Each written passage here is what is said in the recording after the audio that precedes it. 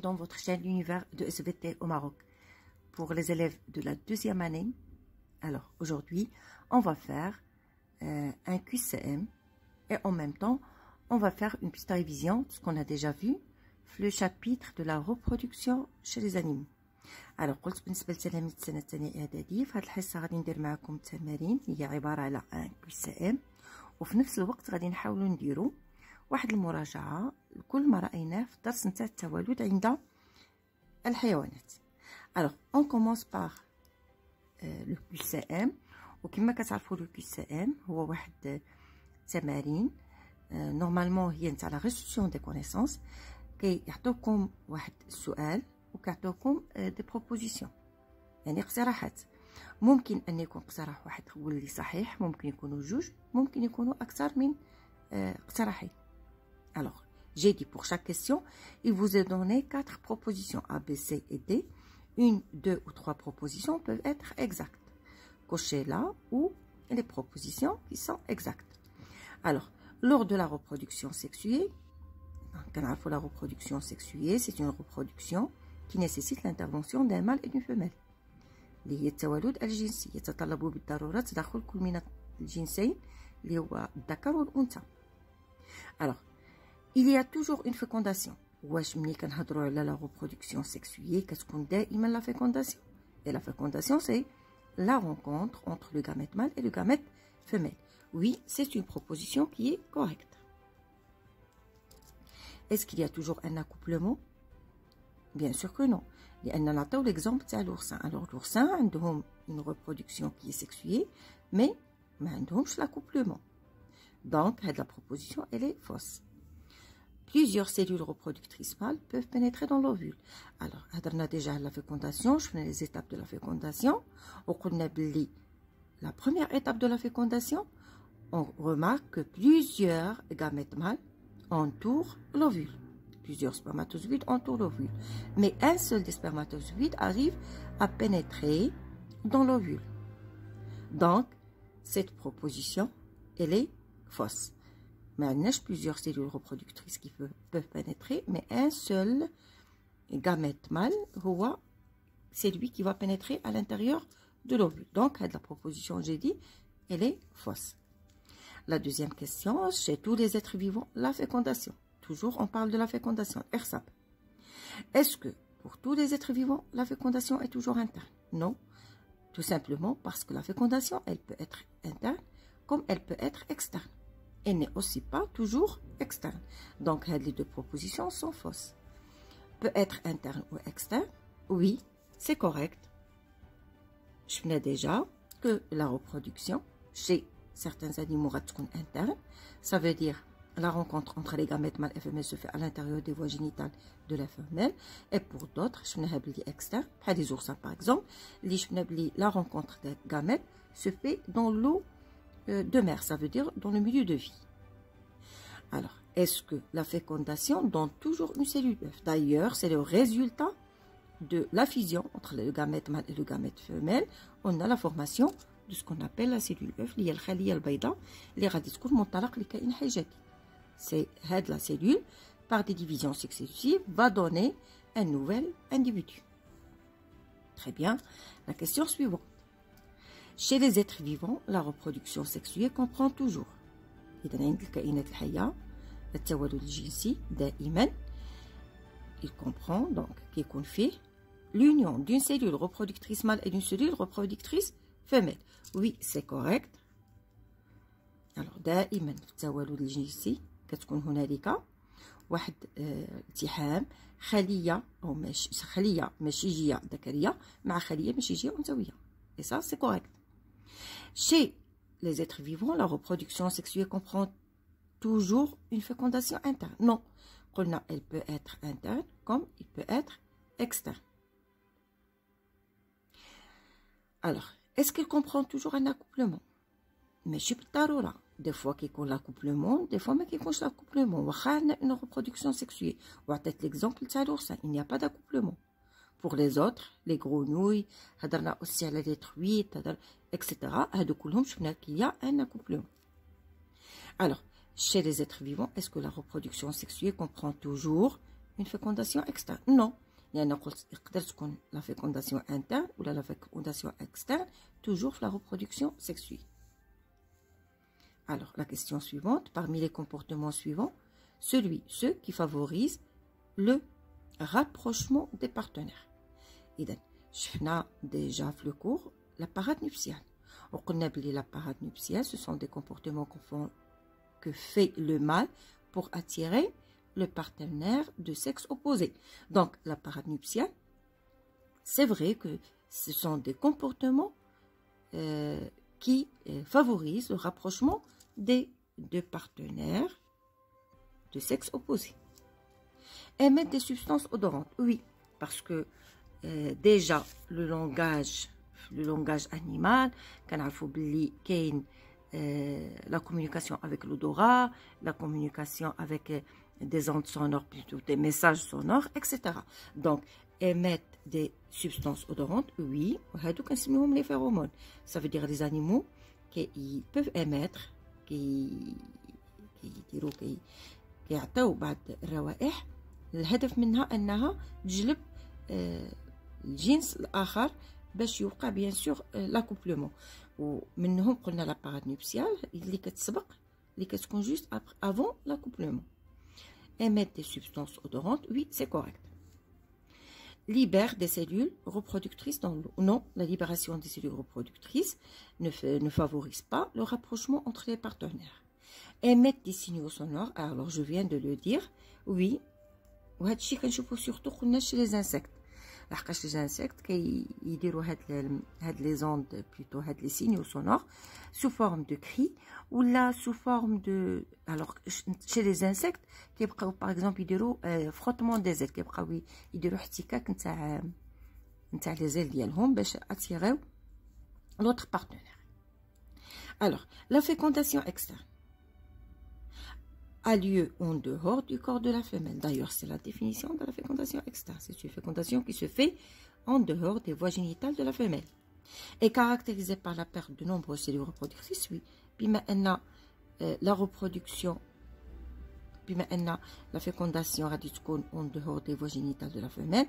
Donc, surtout chez les animaux qui vivent en milieu aquatique, par exemple les oursins, les oursins mâles et femelles libèrent des gamètes, ou bien libèrent leurs gamètes dans le milieu de vie, l'eau. Et bien sûr, la libération de les gamètes radicale en grande quantité. Donc automatiquement, il y a perte d'un nombre qui est très important de cellules reproductrices. Alors, concerne de nombreuses espèces aériennes. Alors, généralement, les espèces qui ont une fécondation externe, ce sont des espèces aquatiques qui vivent dans l'eau. Il y a une fécondation externe, c'est le milieu qu'on a que, le milieu confinement. Où je fais chez les truites, chez les grenouilles, chez les oursins, etc. Donc, la fécondation externe, c'est une adaptation à la vie aquatique. Donc, généralement, toutes les espèces aquatiques ont une fécondation externe. Alors, concerne de nombreuses espèces aériennes, c'est faux. Alors, c'est une adaptation qu'on a à la vie au milieu aquatique. Alors, je passe à la question suivante. La fécondation est favorisée par une attraction chimique entre les cellules reproductrices. Oui, c'est vrai, parce que la reproduction chez les oursins, alors quand les ovules sécrètent une substance chimique qui passe dans l'eau et attire les spermatozoïdes. L'attirance, un chimiotactisme. Ça veut dire une attraction chimique, les radicaux entre les ovules et les spermatozoïdes d'une même espèce. Et cette proposition, elle est correcte. Alors, la fécondation est favorisée par la pénétration de plusieurs spermatozoïdes dans un même ovule. Non, jamais un seul spermatozoïde arrive à pénétrer dans l'ovule. Donc, cette proposition, elle est fausse. La reconnaissance visuelle des spermatozoïdes par l'ovule, non, mais qu'il y a une reconnaissance visuelle. Et enfin, on a l'union d'un spermatozoïde et une cellule œuf. La fécondation, oui, c'est l'union, mais entre un spermatozoïde et un ovule, et non pas avec un spermatozoïde et une cellule œuf. La cellule œuf, c'est le résultat de la fusion du spermatozoïde avec l'ovule. Donc, la proposition aussi, elle est fausse. Dans l'appareil reproducteur mâle d'un mammifère. Alors, on a كنهضروا على الجهاز التنفسي تاع الذكر الثدييات. On peut trouver un pénis, d'ailleurs, c'est l'organe d'accouplement. L'hypophyse n'appartient pas à l'appareil reproducteur. Des testicules, alors les testicules, كنعرفوا أنهم هما اللي كيديروا la production des spermatozoïdes chez le mâle. Alors, la proposition, elle est correcte. Alors, j'ai dit que les testicules appartiennent à l'appareil reproducteur mâle. Et enfin, les ovaires non, n'appartiennent pas à l'appareil reproducteur mâle, mais à l'appareil reproducteur femelle d'un mammifère. Alors, la troisième question, la reproduction sexuée, concerne uniquement les animaux? Alors, non, parce que la reproduction sexuée concerne les animaux et les végétaux. Donc, la première proposition, elle est fausse. Concerne uniquement les végétaux, c'est faux.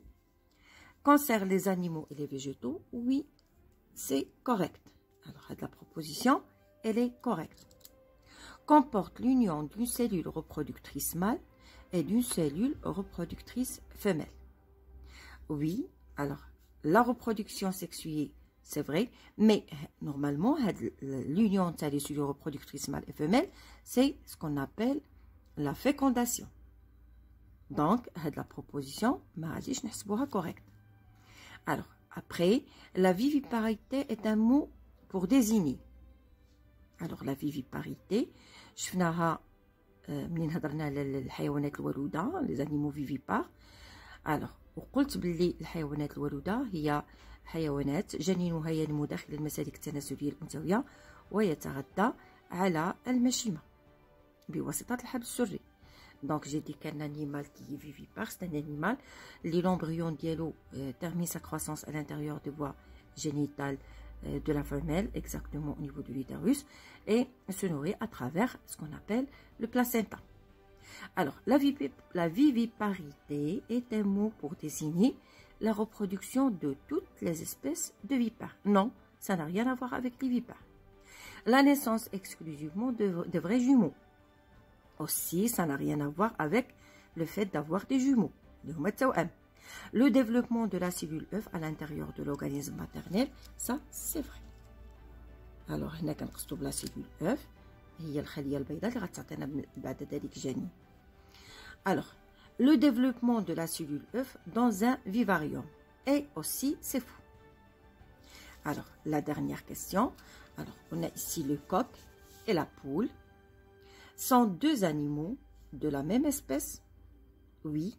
Et de sexes différents? Oui. Donc, la proposition, elle est correcte. De la même espèce et de même sexe? Non. Le sexe, هو الجنس. بمعنى ذكر وأنثى. إلا كانوا du même sexe, ما غاديش يكون عندنا le coq et la poule. Parce que le coq, il est du sexe mâle et la poule est la femelle. D'espèces différentes de même sexe. C'est faux aussi. D'espèces différentes et de sexe différents. Non, parce que huma ou le sexe différent, ils sont du même espèce. Donc, une seule réponse est correcte. C'est de la même espèce et de sexe différents. Alors, je passe à la deuxième série des exercices. La fécondation externe a lieu en dehors du corps de la femelle. Oui, c'est correct. Ça veut dire que la fécondation externe se fait en dehors des voies génitales femelles. Est caractérisée par la perte de nombreuses cellules reproductrices. Oui, c'est vrai, parce que la libération des gamètes se fait dans le milieu de vie. Généralement, c'est de l'eau. Donc, automatiquement, il y a perte de plusieurs cellules reproductrices. Concerne de nombreuses espèces aériennes? Non, parce que la fécondation externe nécessite la présence de l'eau. Donc, elle caractérise, ou bien il concerne, surtout les espèces aquatiques. Donc, la dernière proposition, elle est correcte. Après, je passe. La reproduction sexuée se caractérise toujours par... Alors, tout d'abord, la formation. Alors, j'ai la formation d'une cellule œuf. C'est correct parce que l'union des deux gamètes et le résultat de cette union, une cellule œuf. Un accouplement entre le mâle et la femelle, non, l'accouplement mais qui couche toujours, ou malgré ça, on parle d'une reproduction qui est sexuée. Ou l'exemple, c'est les oursins. Mais qu'il y a l'accouplement, mais une reproduction qui est sexuée. Alors, une fécondation. Alors, la fécondation, oui. Alors, donc, une fécondation, oui. La libération des cellules sexuelles. Alors, pour la libération des cellules sexuelles, alors, il y a aussi, oui, c'est correct. La libération des cellules sexuelles. Bien sûr, alors, la reproduction sexuelle se caractérise toujours par la libération de cellules sexuelles. Alors, la fécondation est favorisée par une attraction chimique entre les cellules reproductrices, c'est vrai. La pénétration de plusieurs spermatozoïdes dans un même ovule, non, c'est faux, parce que la fécondation favorise la pénétration d'un seul spermatozoïde dans un ovule. La reconnaissance visuelle des spermatozoïdes par l'ovule, non, parce qu'il n'y a pas une reconnaissance visuelle entre les spermatozoïdes et les ovules. L'union d'un spermatozoïde et d'une cellule œuf, c'est faux, parce que la fécondation, c'est l'union d'un spermatozoïde avec un ovule, et non pas avec une cellule œuf. La cellule œuf, c'est le résultat de cette union. Je passe à la question 4. Alors, une cellule œuf provient de l'union de deux cellules reproductrices, oui, les homa, le spermatozoïde et l'ovule. De la fécondation, oui c'est vrai, la cellule œuf c'est le résultat de la fécondation. De la division d'un ovule, non. De la fécondation d'un spermatozoïde et d'un ovule de deux espèces différentes, non. Parce que une cellule œuf, c'est qu'on la fécondation entre un spermatozoïde et un ovule de même espèce. La viviparité est un mot pour désigner. Alors, la viviparité, je venais déjà, un animal vivipare. Alors, la reproduction de toutes les espèces de vipères. Alors, la viviparité, ça n'a rien à voir avec la reproduction des vipères.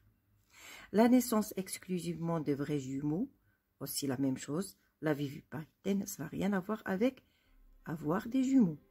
Les jumeaux, le développement de la cellule œuf à l'intérieur de l'organisme maternel. Oui, ça c'est correct. D'ailleurs, la définition de la viviparité, c'est un animal dont l'embryon se développe à l'intérieur de l'organisme maternel et se nourrit à travers le cordon ombilical. قلت على أن الحيوان الولود هو حيوان يتغذى ينمو جنينه داخل المسالك التناسلية الأنثوية ويتغذى على المشيمة بواسطة الحبل السلفي. هذه هي la définition تاع un animal vivipare. Alors, la viviparité désigne le développement de la cellule œuf dans un vivarium. Non, c'est faux. Donc, la dernière proposition, elle est fausse. Après,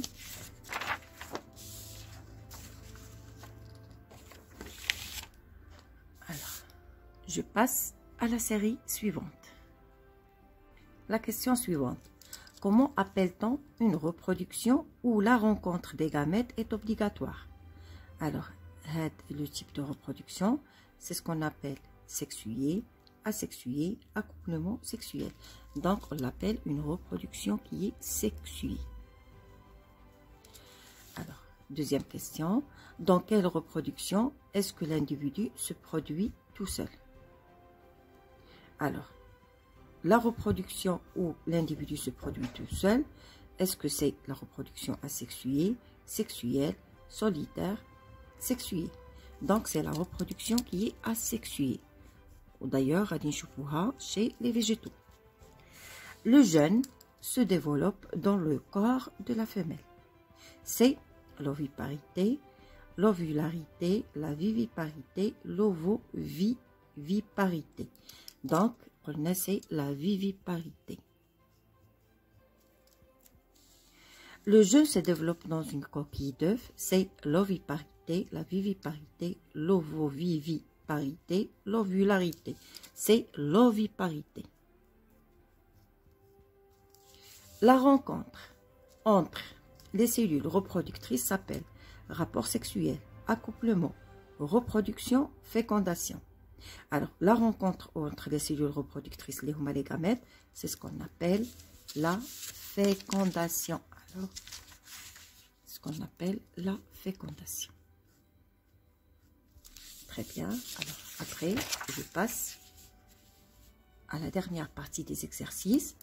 Chez l'oursin, le rapprochement des cellules reproductrices mâles et femelles est facilité par une période différente de la maturité sexuelle. Non. Un poisson qui transporte les cellules reproductrices mâles vers les cellules... Non, c'est faux. La fixation des individus mâles et femelles au rocher aussi, c'est faux. Une substance chimique libérée par les cellules reproductrices femelles, oui. Et d'ailleurs, le chimiotaxisme. Alors, ce qu'on appelle l'attraction chimique des ovules et des spermatozoïdes. La fécondation est dite interne quand elle a lieu dans un œuf, non. À l'intérieur de l'organisme femelle, oui. Alors ici, on parle d'une fécondation qui est interne. Dans l'eau, non. Il a 15 dans l'eau, automatiquement, radis externe. Entre deux individus d'une même espèce. Alors, entre deux individus de même espèce, pas obligatoirement radis une fécondation interne. La fécondation peut se faire entre deux individus de même espèce ou mettre une fécondation qui est interne. À la fin, on a trouvé le synonyme des mots.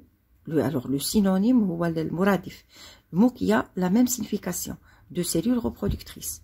Alors, les cellules reproductrices, on les appelle les gamètes. Et les gamètes, on a les gamètes mâles, les spermatozoïdes. Et on a les gamètes femelles, les ovules. Donc, les trois réponses sont correctes.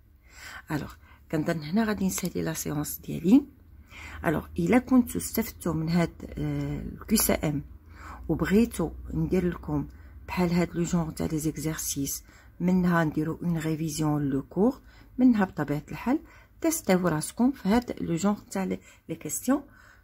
ما تنساوش تكتبوها لي في لي كومونتير وغادي نحاول ندير لكم دي فيديو اخرين من هاد النوع. الوغ هنا غادي نقول لكم حتى لا séance prochaine ان شاء الله. Merci pour votre attention.